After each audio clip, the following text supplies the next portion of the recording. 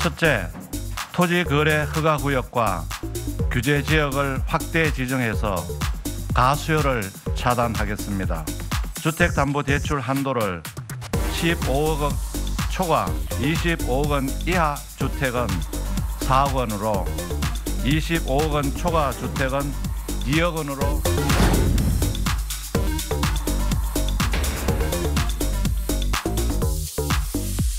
여기를 그렇게 규제를 해서 그나마 이렇게 간혹 있는 것도 사람들이 불편해서 못하게.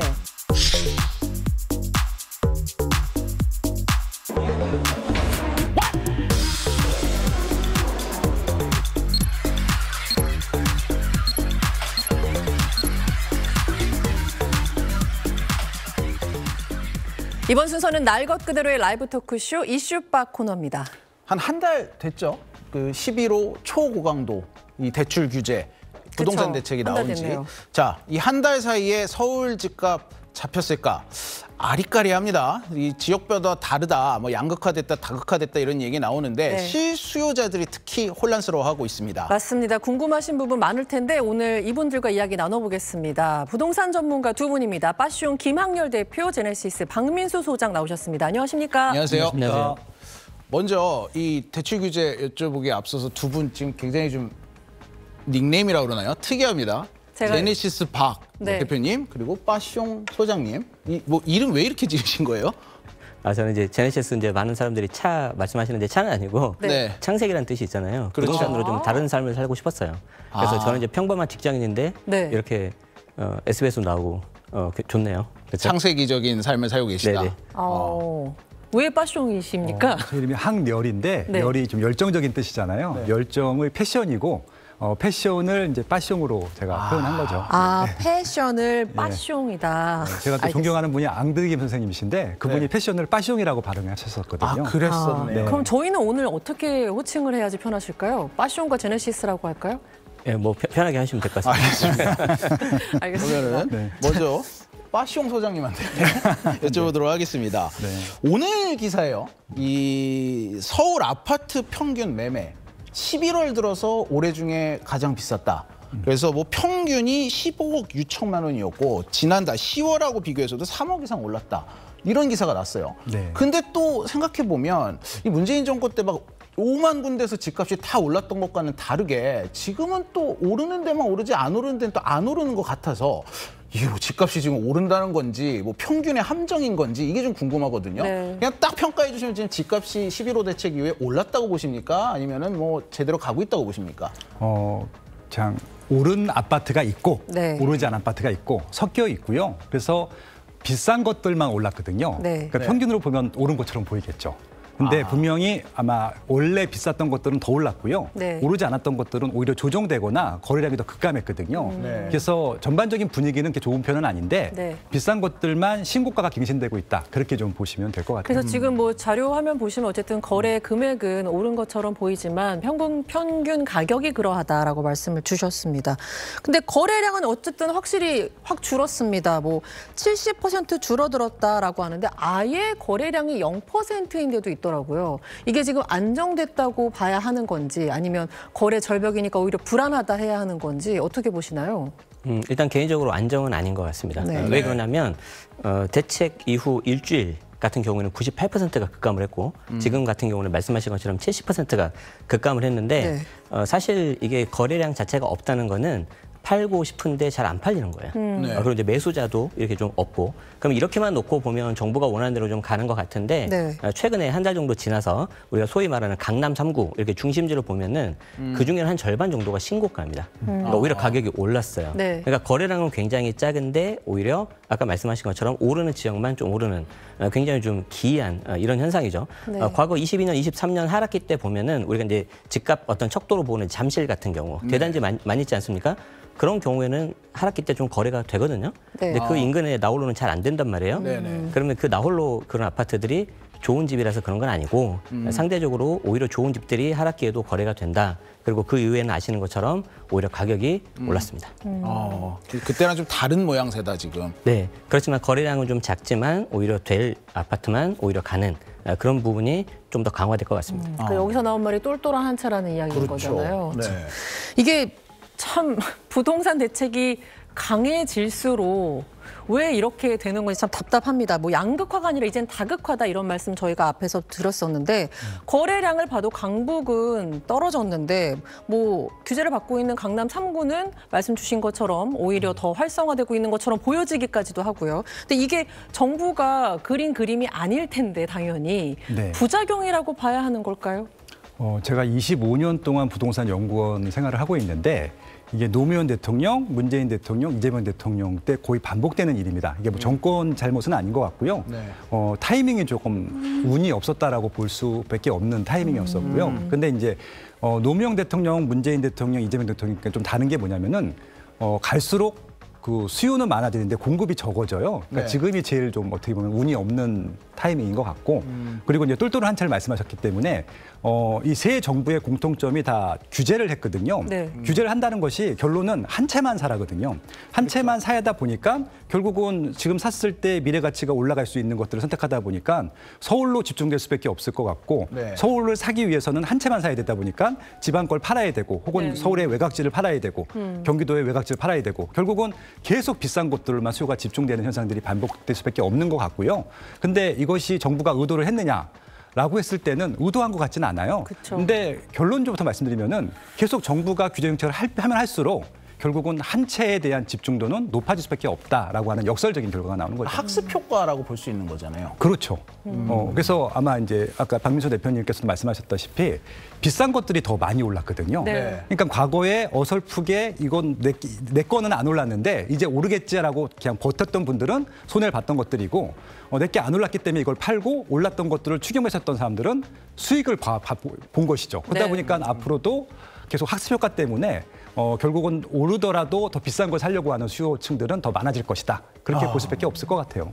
그러니까 이제 사실은 요걸 좀 되게 대변하는 게 그 지난주에 기사가 크게 났었잖아요. 반포에서 아파트 청약하는데 5만 명이 넘게 모였다. 근데 지금 부동산 대출 규제 때문에 현금이 최소 20억은 있어야 살 수 있는 데인데 그럼에도 이렇게 많이 몰렸다. 근데 이제 이걸 보면 오케이, 똘똘한 한 채에 쏠리는 건 알겠어요. 근데 현실적으로 20억 이상 있어야 되는데 이런 사람들이 5만 명 이상 몰렸다는 건 그렇게 돈 많은 사람이 맞나? 현금 부자가 맞나? 라는 생각이 들거든요. 이게 점점 그들만의 리그가 돼가는 게 아닌가라는 생각도 들거든요. 안타깝지만 좀 그렇게 되는 것 같습니다. 그리고 물론 허수가 좀 있긴 하겠지만 대다수는 계획이 있는 거고요. 두 가지가 있는 것 같아요. 아까 소장님 말씀하신 것처럼 계속해서 똘똘한 한 채가 워낙 인기가 있으니까 이제 사람들이 어떻게 하냐면 대출 규제가 우리가 나왔잖아요. 627 대출 규제. 네. 그러니까 아까 말씀하신 것처럼 다른 집을 팔아요. 그러니까 서울 말고 지방, 그리고 서울 중심이 아니라 외곽. 그리고 필요하면 이제 증여를 받습니다. 그리고 증여를 받으면 증여세가 많이 나오니까 이제 또 차입을 하거든요. 여기서 이제 국세청에서 이제 좀 들여다보겠죠. 그거는 별도로 하고. 그래서 그게 첫 번째가 있고, 두 번째가 뭐냐면 혹시 인간 지표라는 말 아세요? 인간 지표. 그러니까 우리가 이제 뭐 아주 많은 뭐 통계 자료 이런 게 있는데 네. 그런 거 말고 내 주변 직장 동료가 부동산에 관심이 없었는데 갑자기 관심을 가져요. 이거 이상하잖아요. 주식도 마찬가지고. 그렇죠. 제가 이거 청약하기 전에 제가 이제 아는 분이 계셨는데 정말 부동산에 관심이 없었어요. 네. 제가 좀 집을 좀 샀으면 좋겠다. 소득도 있고 하니까. 근데 그분이 전혀 관심이 없다가 갑자기 연락이 오는 거예요. 네. 이거 당첨되면 자금 계획이 어떻게 되냐. 청약을 한번 넣어보겠다. 그걸 보고 정말 이거 좀 살짝 과열된 부분도 있겠지만 계속해서 이런 것들은 더 심해질 것 같다. 이 말씀을 좀 드리고 싶고, 이게 역설적인 게 뭐냐면 청약 같은 경우에는 소득 금액이 좀 제한이 되어 있단 말이에요. 네. 그런데 그럼에도 불구하고 말씀하신 것처럼 현금 20억을 내가 할 수 있다. 잘못하면 재당첨 제한 이제 10년 못 하는데 네. 그런 경우라고 한다면 분명히 이거는 소득이 높거나 아니면 증여를 받을 거예요. 증여받는 경우가 훨씬 많을 겁니다. 그래서 국세청은 지난 10월 30일에도 자금 조달 계획서 좀 철저하게 보겠다. 이거 분명히 좀 나올 겁니다. 네. 지금 말씀을 이제 정리를 해보면 정부가 의도했던 대로만 가는 거는 또 아닌 것 같아요. 그러면 자, 이쯤에서 중간 정리 한번 하고 갈게요. 두 분 다한테 여쭤보겠습니다. 지금까지 말씀해 주신 걸 토대로 부동산 정책 성공으로 보십니까? 실패로 보십니까? 먼저 박 대표님부터. 단언컨대 실패입니다. 실패. 벌써 그렇게 결정하실 수 있을까요? 왜 그러냐면 아까도 말씀하셨지만 학습 효과가 있다고 했잖아요. 네. 그럼 알잖아요. 물론 공급이 계속 막혀 있고 공급은 단기간에 공급을 못하는 거는 저도 굉장히 동의하는 바이고 안타깝게 생각을 하는데 그럼에도 불구하고 또 수요 억제책을 건드릴 수밖에 없다. 여기에 대해서는 분명히 좀 잘못된 부분이 있다고 생각합니다. 빠숑님은 어떻게 보시나요? 저는 조금 생각이 다른데 네. 그러니까 이 정책의 목적이 무엇인가에 따라 달라질 것 같아요. 네. 저는 이번 정책의 목적이 부동산 시세의 하락이 아니라 그냥 안정이고요. 안정적이라고 하는 것은 안정적으로 오른다는 얘기거든요. 많이 오르지 않고 인플레이션에 준해서 그런 측면을 보게 되면은 증세가 가능하잖아요. 그렇죠. 예, 조세 저항을 부닥치지 않으면서 그래서 조세 저항에 부닥치지 않으면서 증세를 하는 목적으로 보게 되면은 성공한 거죠. 자연스럽게 시세가 올라갔으니까. 좀 성공의 기준을 이게 다르게 적용하셨는데 네. 그런 면에서는 성공인데 동의합니다. 증세에 있어서는 성공이다. 네, 세금 그런 전문이시잖아요. 또 집값 안정에 대해서는 실패지만 네. 좀 거기에 대해서는 동의하는 바입니다. 그러니까 기준을 뭘로 잡느냐에 따라서. 네. 알겠습니다. 자, 근데 어쨌든 그 또 이런 얘기도 두 분이 하셨습니다. 서울 전역과 경기도 지역까지 거래 허가제를 한 건 선을 넘은 거다라고 말씀을 주셨었는데 이렇게까지 평가하신 이유가 또 뭘까요? 저도 이 영상 봤어요. 조회수가 많이 나왔더라고요. 그렇게 많이 보실 줄 몰랐습니다. 선을 넘었다고 말씀드리는 게 사실 우리가 이제 규제 지역이 네. 투기과열 그리고 조정 대상 지역이 있는데 이게 이제 대출, 세금, 청약, 정비사업 이렇게 여러 가지 규제가 있어요.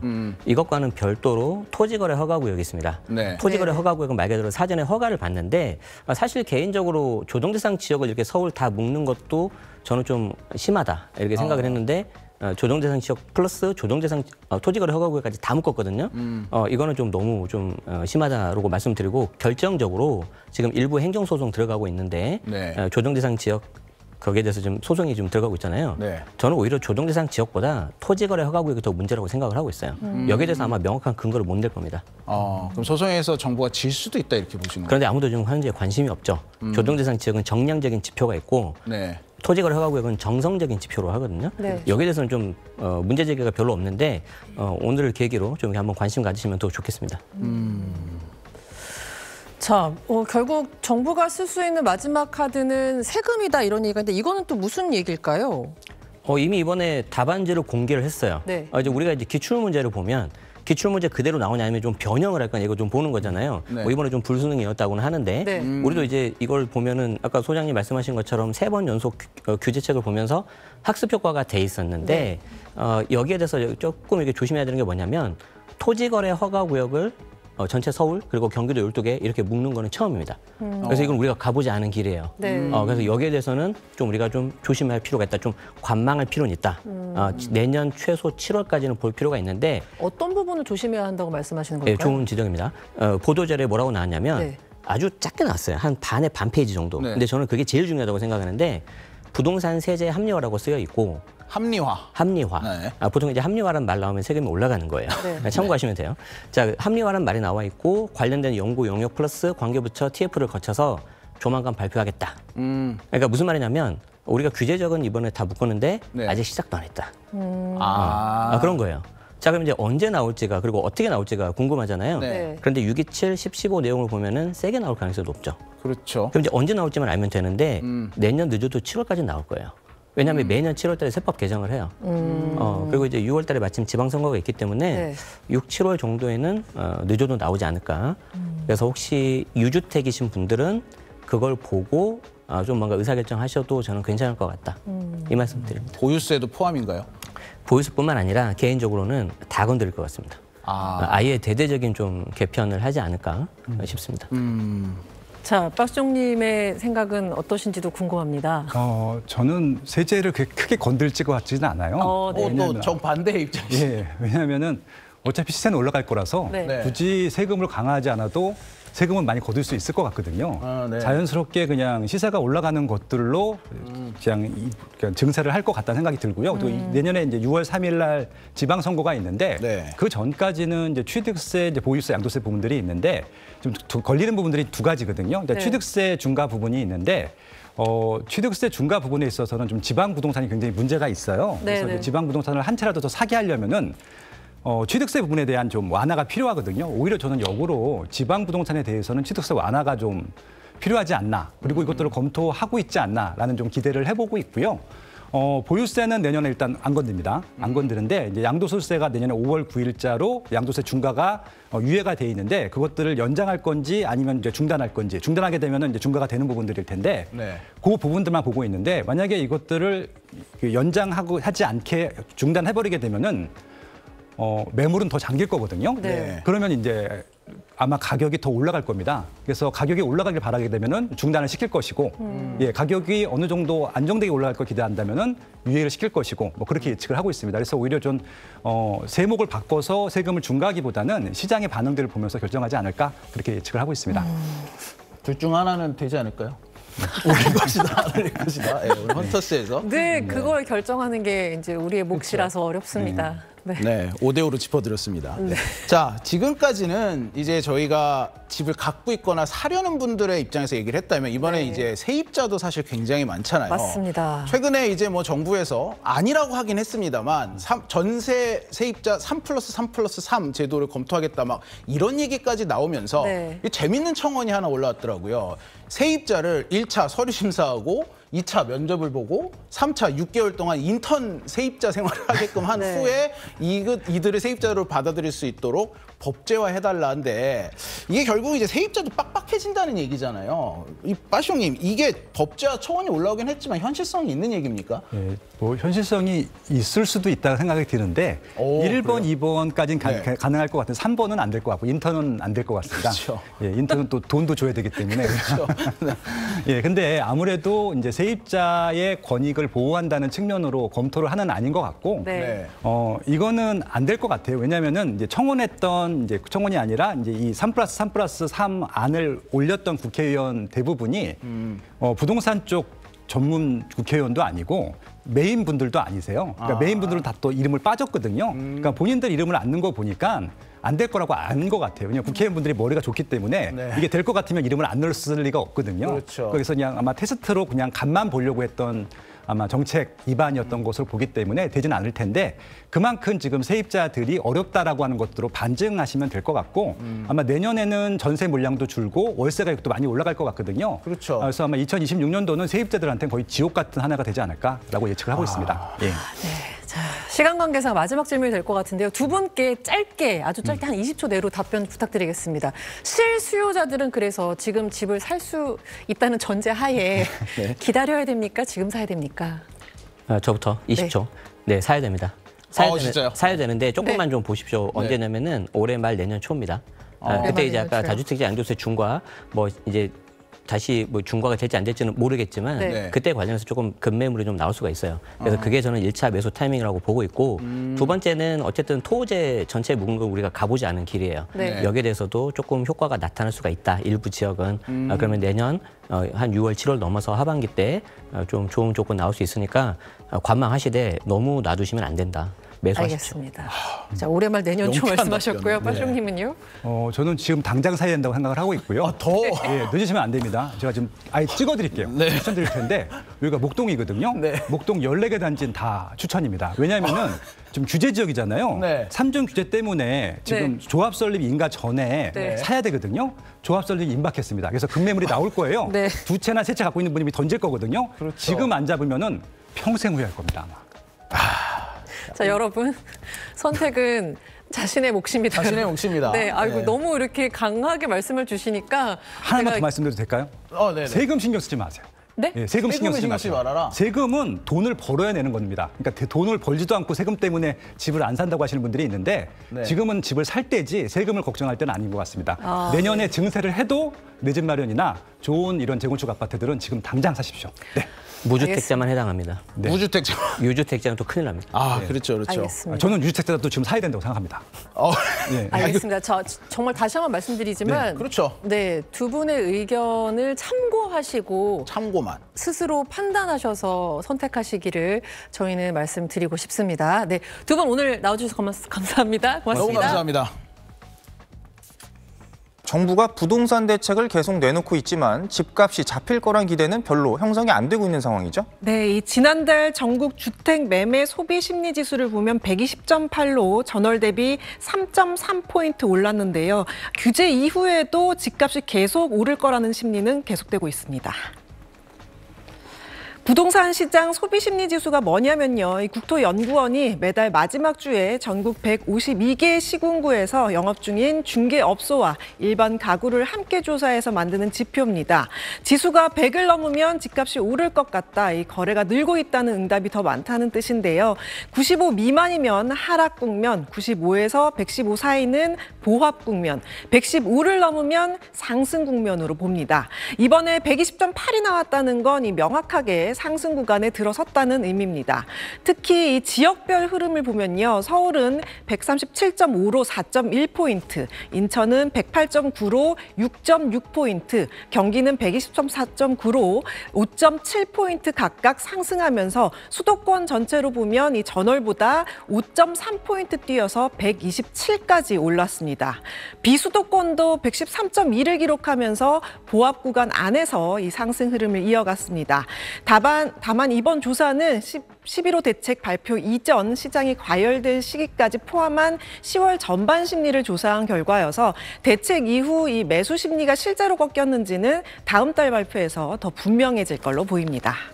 네, 그래서 서울 10월 집값이 한 달 만에 1.19% 꽤 많이 올랐네요. 네, 이 지난달 서울 집값은 9월보다 1% 넘게 오르면서 7년 1개월 만에 최고 오름폭을 기록했습니다.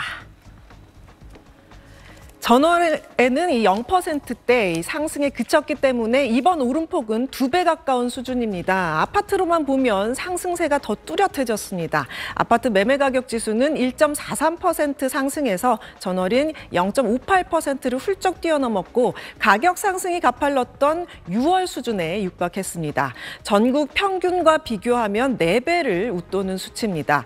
이번 조사는 10월 1일부터 11월 1일까지 집계됐는데 11호 대책 전후 가격이 섞인 거죠. 그 전달보다 10월 한 달간의 상승폭이 눈에 띄게 커진 건데요. 11호 대책 발표 직전부터 규제 지역으로 묶일 거다, 이 토지거래 허가 구역이 될 거다 이런 전망이 시장에 먼저 돌았고 특히 한강벨트 중심으로 매수세가 미리 몰렸습니다.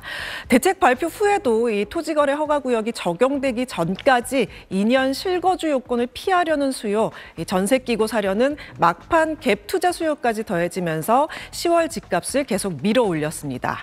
지역별로 좀 보면요. 이 강북권에서는 성동구가 3%가 넘게 오르면서 가장 많이 올랐고요. 마포는 2%대 초반, 광진과 용산, 중구는 1%대 후반으로 상승세가 이어졌습니다.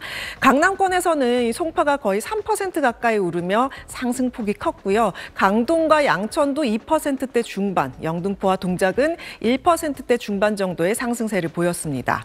수도권 전체도 이 0.6%로 전월보다 3배 가까이 오름폭이 확대됐고 경기 지역 아파트 같은 경우는 이전보다 6배 넘게 상승폭이 커졌습니다. 네, 전세나 월세 가격도 오르죠. 네, 우선 전세부터 보면요. 지난달 전국 전세값 상승률은 0.18%로 전월보다 0.08%포인트 오르면서 상승세가 이어졌습니다. 서울은 전월 0.3%에서 0.44%까지 오르며 오름폭이 더 커졌는데요. 선호단지 중심으로 수요가 이어지고 신축 대단지 위주로 상승 계약이 계속 체결된 영향입니다. 경기와 인천도 전월보다 2배 가까이 오르면서 상승폭이 커졌습니다. 비수도권 역시 대부분 상승세를 보였고 특히 세종은 0.9%까지 뛰면서 상승률이 가장 높았습니다. 이렇게 전세 수요가 움직이다 보니까 월세도 덩달아 올랐는데요. 서울 월세는 0.3%에서 0.53%로 뛰면서 상승폭이 크게 확대됐고 경기와 인천도 이 비슷한 흐름을 보이면서 수도권 전체로는 0.3% 올랐습니다. 서울에서는 이 송파, 잠실, 이촌, 목동 같은 대단지 역세권을 중심으로 월세 상승이 두드러졌습니다. 네, 한 기자 잘 들었습니다.